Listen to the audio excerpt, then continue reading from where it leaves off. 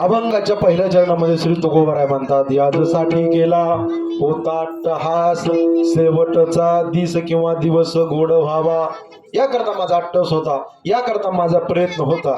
प्रत्येकाचा प्रयत्न चालू असतो संसाराकरता. कधीतरी परमार्थातला प्रयत्न करा, गेल्यावर सुद्धा तुमचं नाव अजरामर राहिल्याशिवाय राहणार नाही.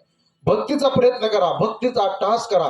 नवे नवे मरण प्रत्येकाला येणार आहे, पण त्यापूर्वी काही गोष्टी मी सांगतो, तेवढं लक्षात ठेवा. एक, माणसाच्या डोक्यावरती ऋण येते प्रत्येकाच्या इथं बसलेल्या पैकी, बरं का साहेब.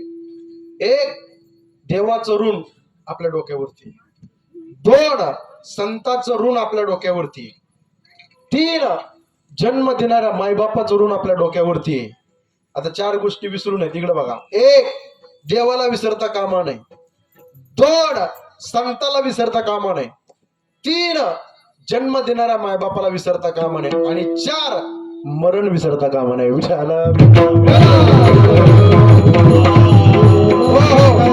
तुम्ही म्हणता महाराज आम्ही देवाला विसरू, होईल काय? महाराज म्हणले फार मोठी हानी होईल. हानी विसरली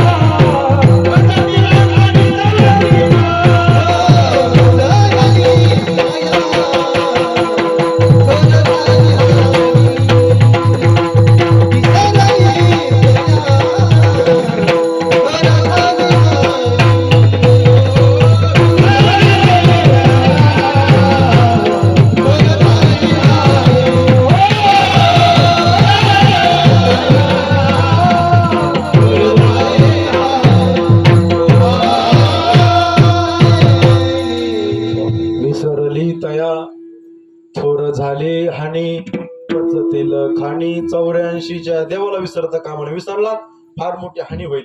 देवाला का विसरता कामा नये? जेणे हा जीव दिला तयाचे करीन चिंतन, जगत जीवन नारायण गायीन गुण तयाचे. देवाने हा जीव दान दिलाय म्हणून देवाला विसरता कामा नये. कशा करता दिला?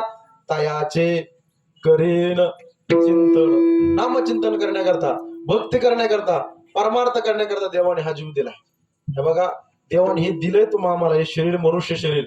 पण साहेब याचं मोल लोकांना कळालं नाही. कळालं का? याची किंमत कळाली का लोकांना? का कळाली नाही सांगू का? त्या प्रश्नाचं उत्तर, हे शरीर फुकट मिळालंय म्हणून किंमत कळाली नाही. विठाला विठा.